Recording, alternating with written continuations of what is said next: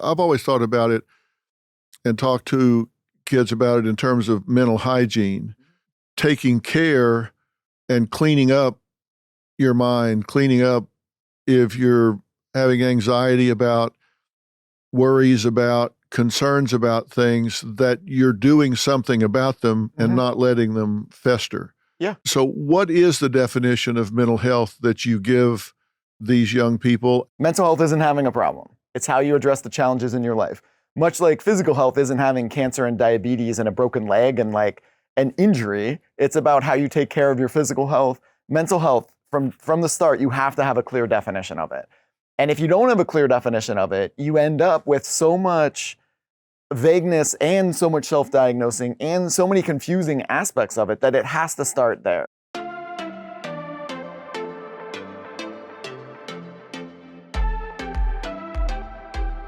Hey everybody, welcome back to Fill in the Blanks.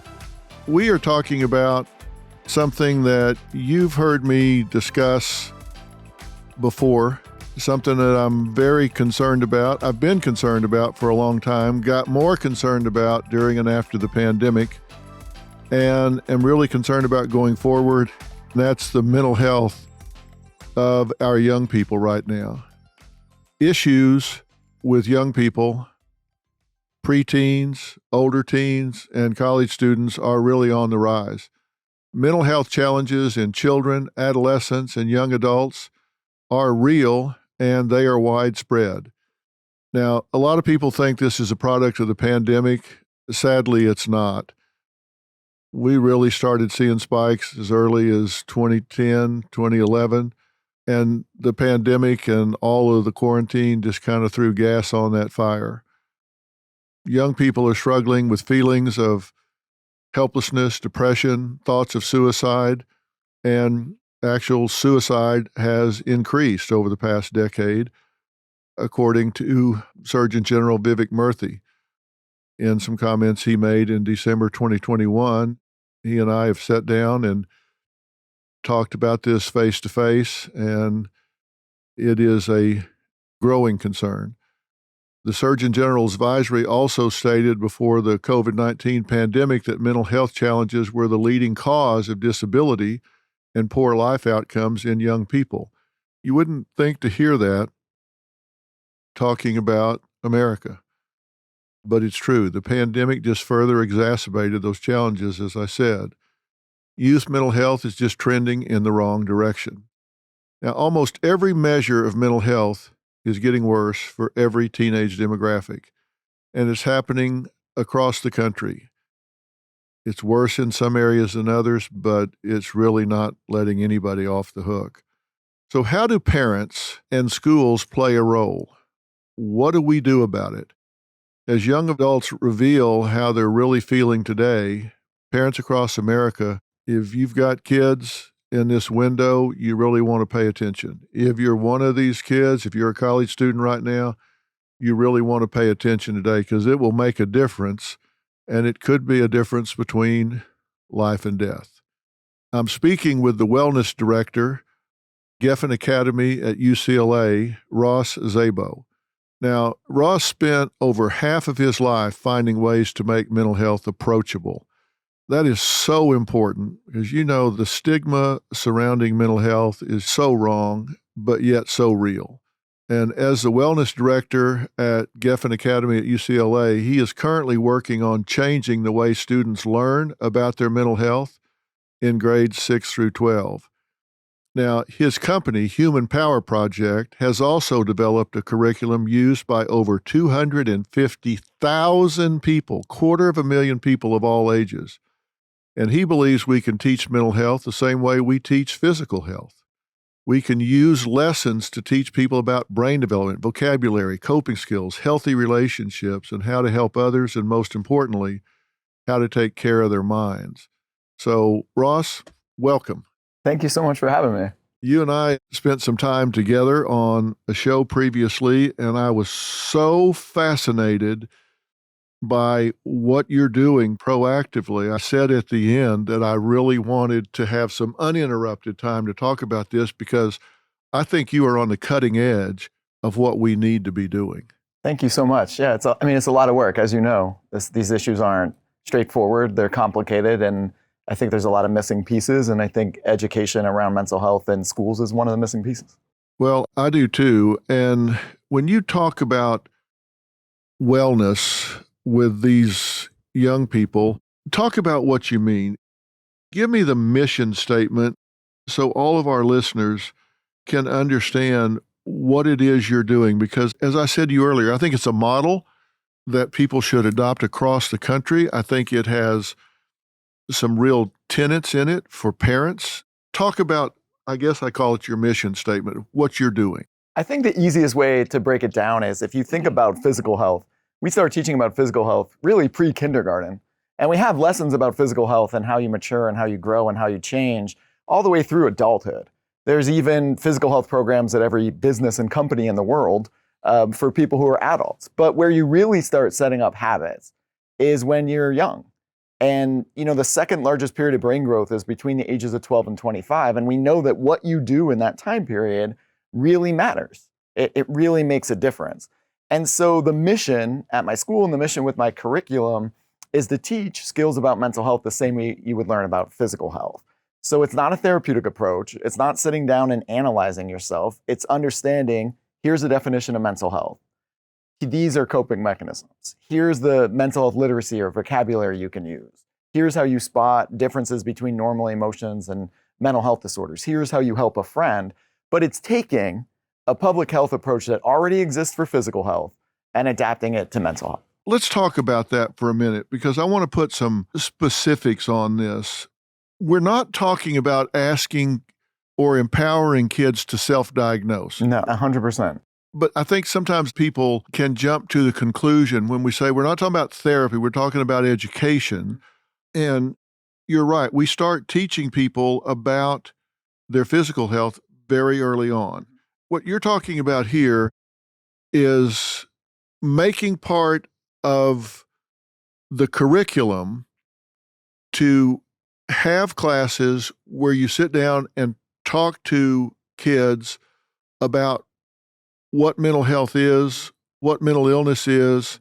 Are you talking about red flags? What are you talking about? Let me just let you say. Sure. So let's start with the actual definition of mental health. In a large parts of today's society, most people think the words mental health means someone who has a problem. They don't think about how you take care of yourself. And so there's been this movement of, do we change the words? Do we call it brain health? Do we call it brain development? What do we call it? Most young people today are still using the words mental health. I think it's important to give them a clear definition. Mental health isn't having a problem. It's how you address the challenges in your life. Much like physical health isn't having cancer and diabetes and a broken leg and like an injury. It's about how you take care of your physical health. Mental health, from the start, you have to have a clear definition of it. And if you don't have a clear definition of it, you end up with so much vagueness and so much self-diagnosing and so many confusing aspects of it that it has to start there. So we do a couple lessons just on, hey, this is what mental health is and this is what it isn't, so that we're on the same page. I've always thought about it, and I'm not suggesting we use this term because you guys have this pretty well figured out, but I've always thought about it and talked to kids about it in terms of mental hygiene, of taking care and cleaning up your mind, cleaning up if you're having anxiety about, worries about, concerns about things, that you're doing something about them and not letting them fester. Yeah. So what is the definition of mental health that you give these young people, and how early on can you give them a definition that they really grasp? So the definition we use, the technical definition we use, is from the World Health Organization, which is a person who's able to manage normal amounts of stress, contribute to their community, and like be productive in different ways, right? The definition we use in school informally is that mental health isn't having a problem, it's how you address challenges in your life. You can start that definition as young as kindergarten. And if you start teaching it in a productive, proactive way, the same way you would teach physical health, then it allows young people to feel like they're a part of their mental health. What we tend to do in our society is wait till someone has a problem, then tell them something's wrong, and then you're not a part of that. You're trying to react or respond to your issue instead of being proactive and looking at it from a place of like, okay, this is an aspect of my life. And that's a critical difference. I get so many letters, not letters, but emails from young people, particularly high school, but some middle school also, that say, I don't know when I have a problem that has risen to the level that I need to ask for help from a school counselor or a pastor or even a friend. They've asked me to talk about it on the air before. How do they know when something has become pathological or abnormal? How do you answer that question if you get asked that? When the level of whatever you're experiencing, whether it's eating disorders, depression, anxiety, whatever it is, because there's so many different options for them, reaches a point where you can't do what you typically do. We can't say normal because there is no normal when it comes to the variance of Right. each individual, their environment, their biology, everything, right? But when whatever you're experiencing reaches a point where you can no longer do what you typically do for an extended amount of time, that's when you need help. If you think about this, though, it's the same thing with physical health. How many times have we seen young people be like, I'm not sure if my ankle's sprained or if it's broken, but I can't run the same way I used to run, and I can't do the same things I used to do. And yes, there are still people resistant to telling a coach or telling a parent, but at some point it gets to a point where they're like, hey, I just can't do what I used to do. Let's get an x-ray and see if it's broken or if it's sprained, and what do I need to do about it?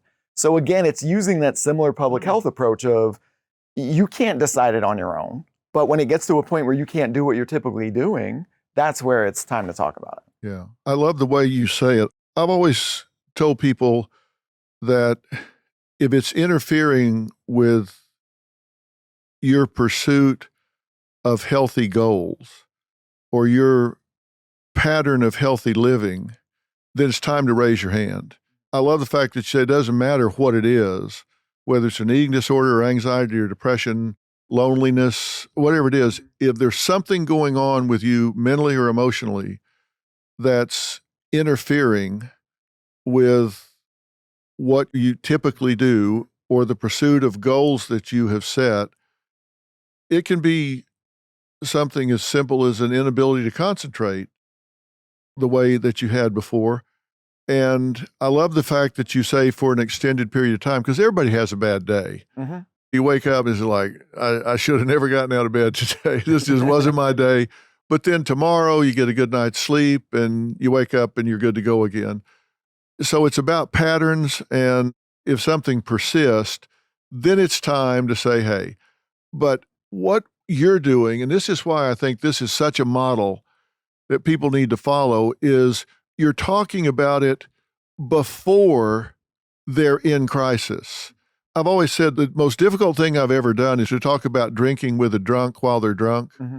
You should have done that some other time. Even married couples, I say, look, deal with your issues when you're not in crisis. And the tendency is, oh, look, let's just let sleeping dogs lie. Things are going smooth right now. I don't want to bring up an issue. But that's when when things are calm and smooth, that's what happens when you're putting this in the school curriculum.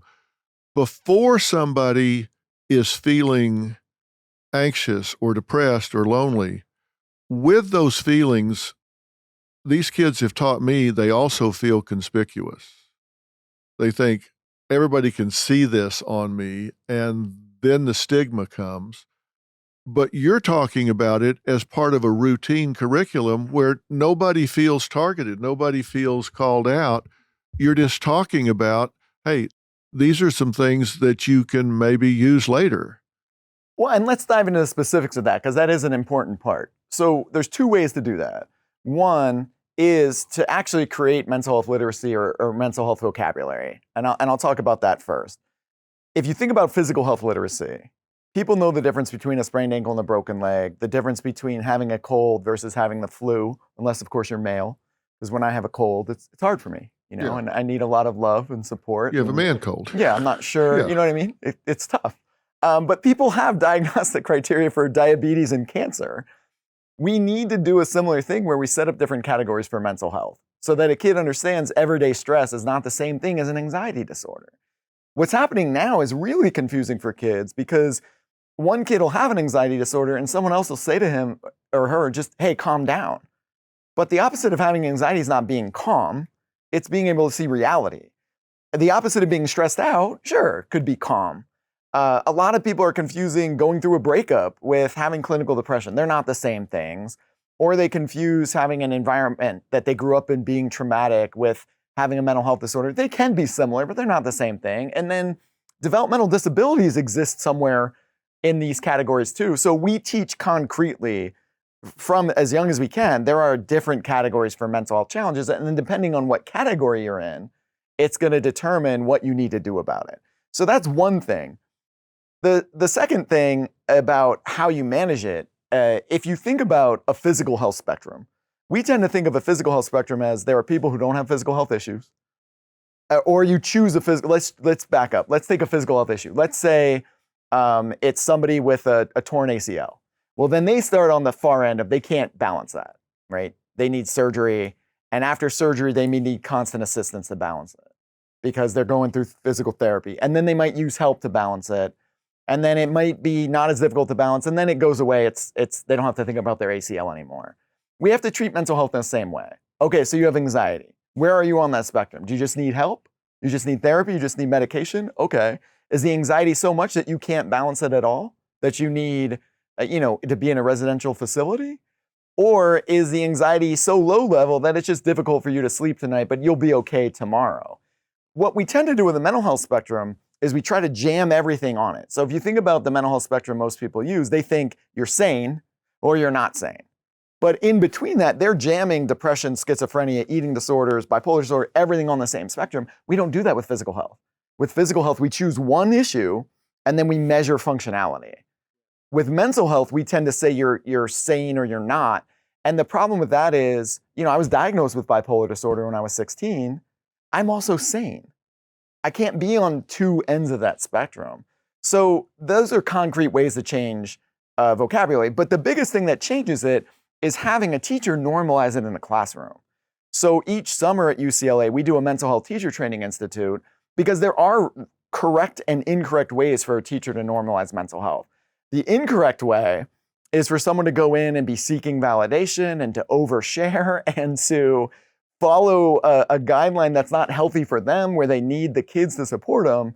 The correct way to do it is to only share experiences of your life that you process, to make sure that it has a learning objective that's relevant to the classroom, to use personal examples in an educational way.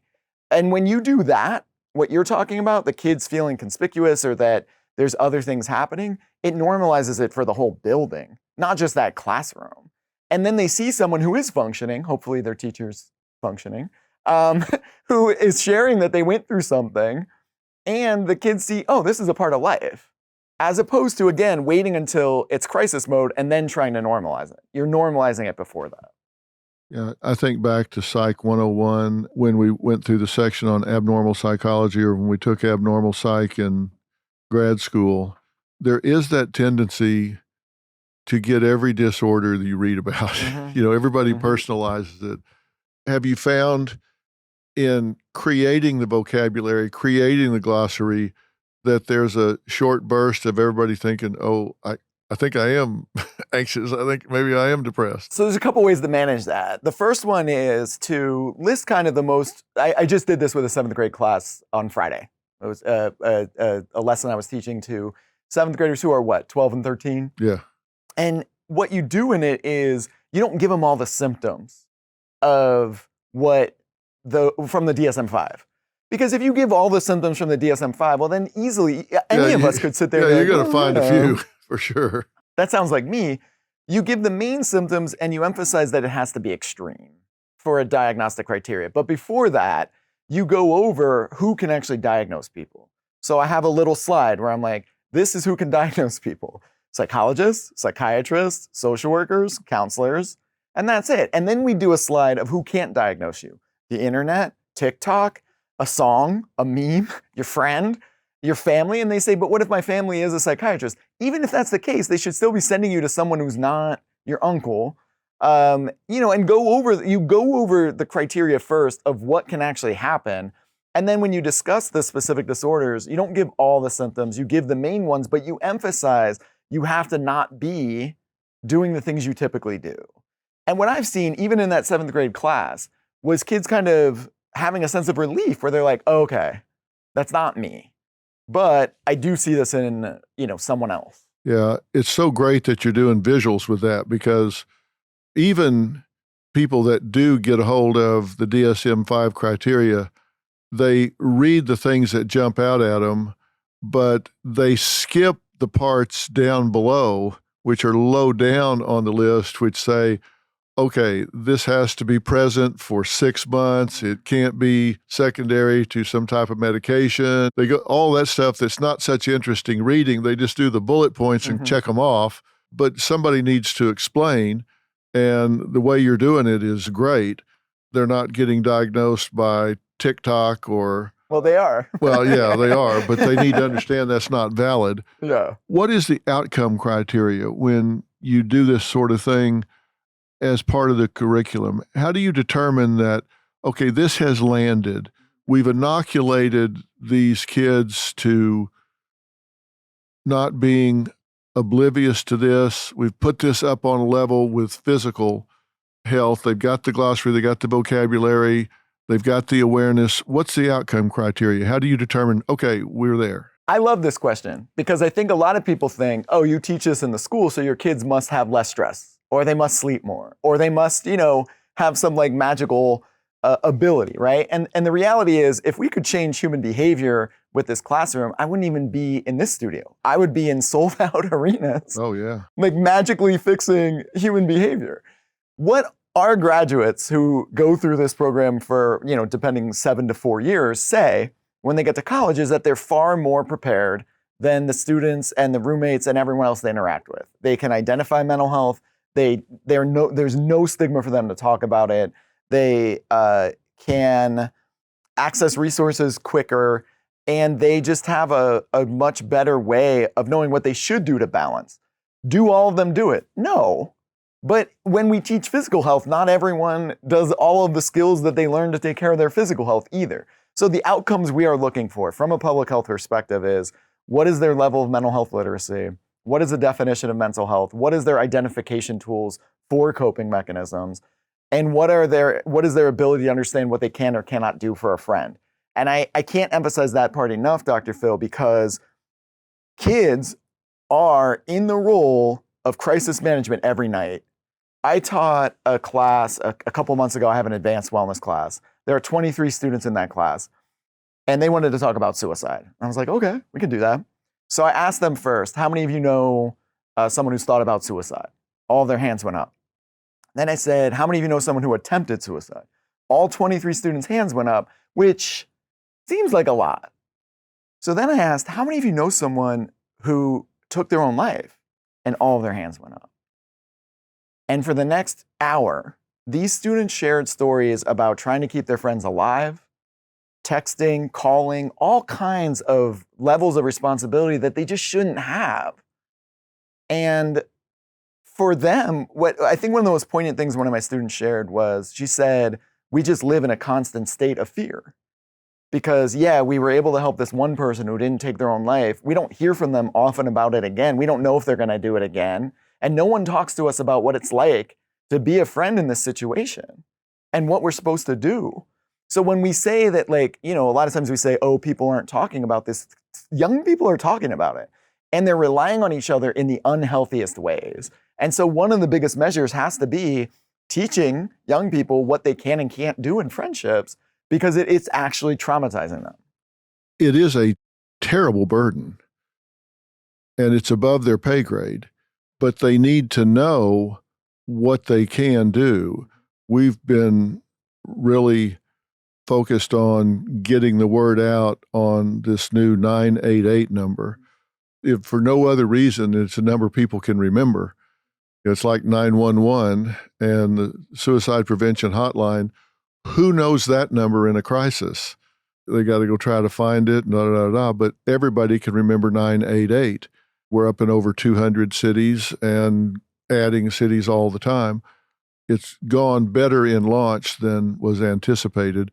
because you always expect there's going to be outages and drops and it's going to be sent to the wrong center and et cetera, et cetera. But I've run into the same thing where these kids are trying to do things way over their skill level. It doesn't always go well, and they've got survivor's guilt. They blame themselves they play the what if game. What if I'd said this? What if I'd said that? What if? And it can really be traumatizing to them. Those aren't all happy endings. No. Also, and I know this can be controversial. I don't know that every suicide is preventable.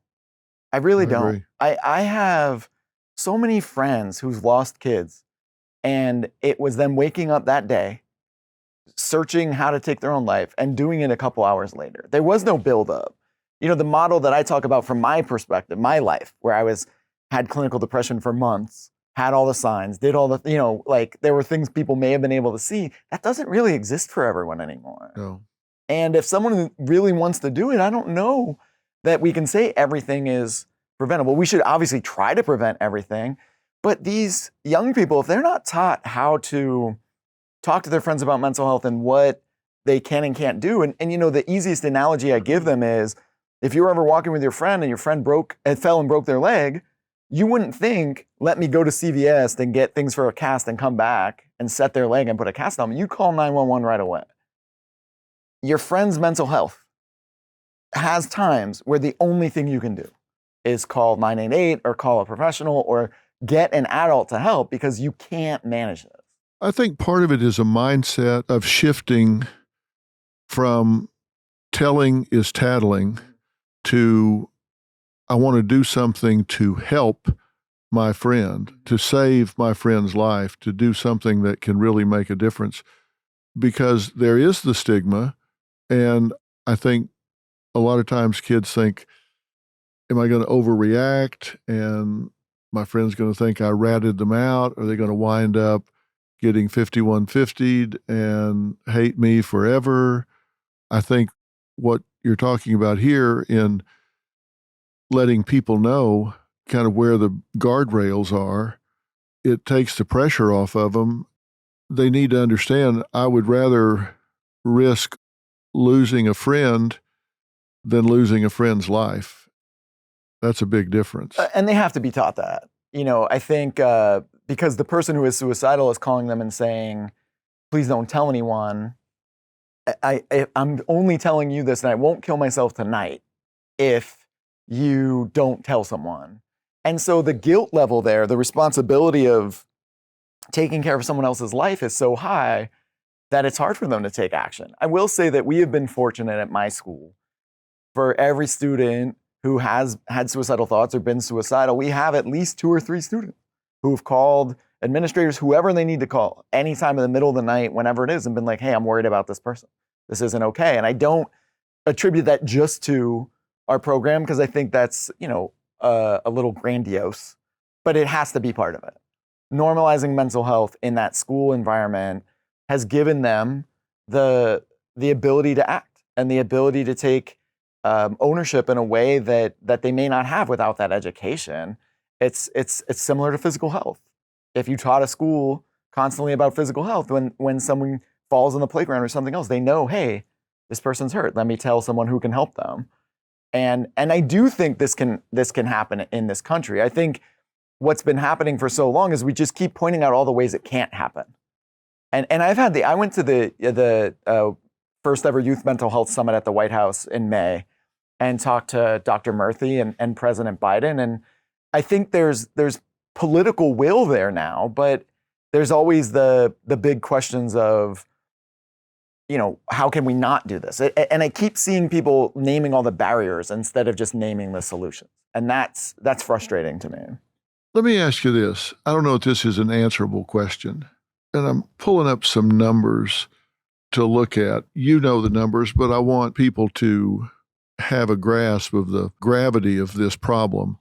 But since 2011, 62% increase in depression for older teens, 189% increase for preteens, 70% increase in suicide for older teens, 151% increase for preteens.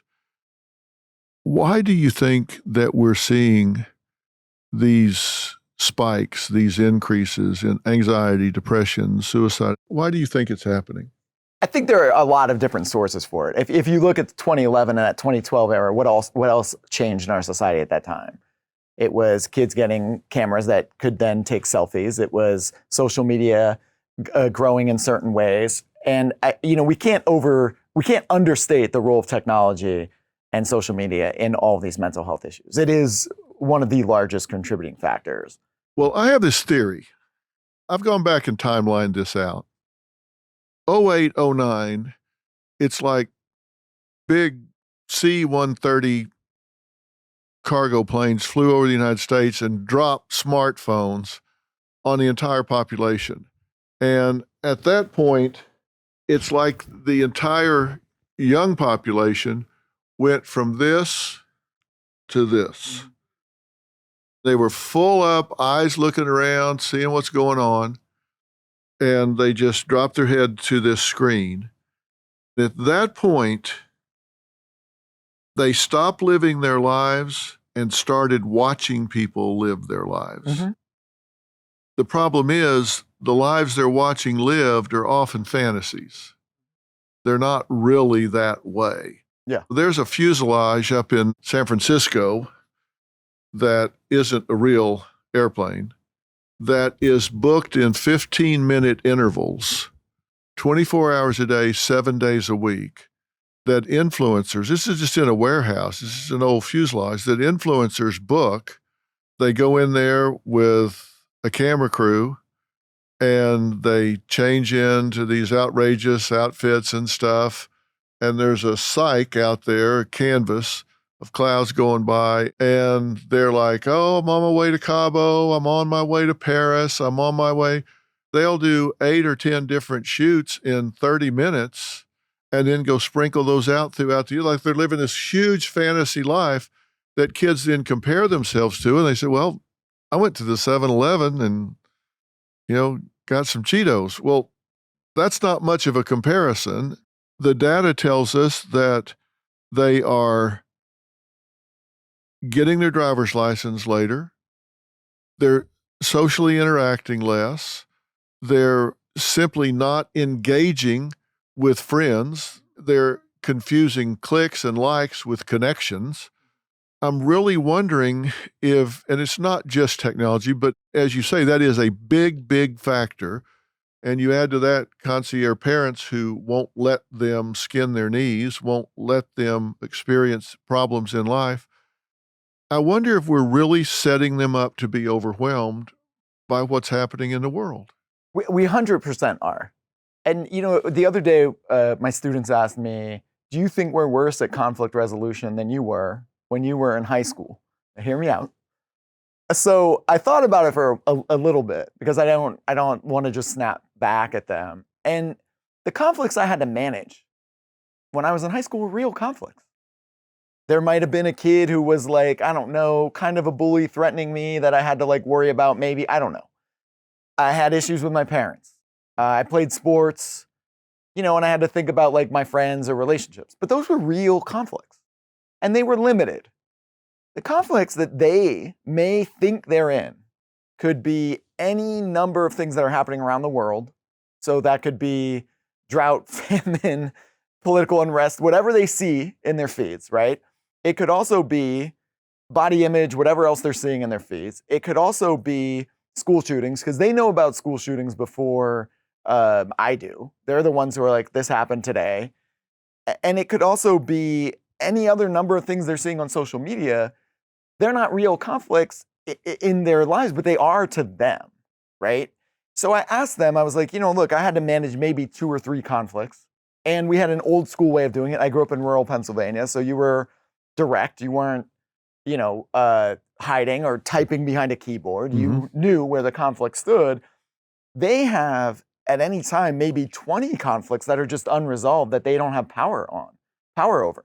And if you think about stress, the number one thing that leads to unhealthy stress is when you don't have a locus of control. they feel like they don't have a locus of control in almost every area of their life. And then when you throw in what I like to call the college application industrial complex, because that's what it is, Right. It's overwhelming for them. So I would love to say they don't have conflict resolution skills in a very like concrete way, because that's how I think a lot of generations see them. But it's also possible that they are overwhelmed by the limitless conflicts that they're seeing that aren't resolved. And they also, in their defense, and I think they need one, when we were in school, and I was in and out of school before you were born, but when we dealt with bullies, it happened on the bus dock, it happened in the lunchroom, it happened in the locker room. When we went home, we were safe. Now, the bullying follows them on social media. They can change schools, it follows them to the next school because it's just ubiquitous. There's no way to escape from it unless they unplug. And to them, that's like cutting off their oxygen. So parents can say, okay, you're not going to be on it. You can play your video games, but they don't realize even the video controllers are internet capable. And so they can get right back on that way. I had a mother on the show recently. It was a show we were doing about sex extortion, where these predators are getting on, pretending to be a girl the age of the young men. They've stolen a picture that some young girl has inadvisedly taken with nudity and sent to a boyfriend or whatever, but they hack into her info, get it, and they send it to the young man and say, now you send me one back. Well, he's like 15 and here's this beautiful girl sending me this picture. So he sends one back. Bang. Seconds later, they say, hey, I'm not her. And I've now got this picture and I know your school, your parents, your friends, your contacts. I'm sending it to everyone immediately if you don't send me $5,000. Now, this mother was talking to her son, active in sports, on different extracurriculars like choir, debate, etc. She's talking to him in the kitchen. He's laughing. She's laughing. He goes up and sees that. 14 minutes later, killed himself. 14 minutes from the time she's talking to him in the kitchen till he took his own life. Now, you said some are not preventable. That's no red flags, no warning signs. He panicked when he saw it and thought, there's no way I don't have $5,000. It's going to humiliate my family. My parents. Took his own life. Some of those things we didn't have to deal with. So in a sense, some of their challenges are legitimately much more complex and much more overwhelming than some of what we had to deal with. Next week on Fill in the Blanks. The reality is, especially when it comes to social media, a lot of kids do face shame and embarrassment, so they may not share it with their friends. And then if they do share it with their friends and their friends don't actually know what to do, then okay, they're sharing it and someone's not even gonna know what to say. It goes back to the conversation we were having about my students who are taking on talking people out of suicide or talking people down from suicide. If that person now gets a chance to talk about this and understand it, then someone else in their life is gonna be like, hey, this isn't okay. Hey, this needs to change. Hey, what can we do? Who can we talk to about this? Because this isn't right. And I think the thing that we really underestimate about schools in America, we hear so many bad things about schools in America. And we hear so many bad things about education, and we hear so many bad things about, what students are going through and teachers and parents and everything.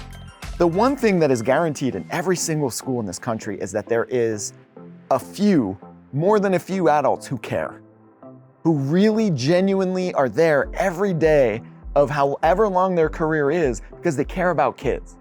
And what we're not doing is giving those adults the information that they could actually use in a classroom or in a curriculum that would make a difference.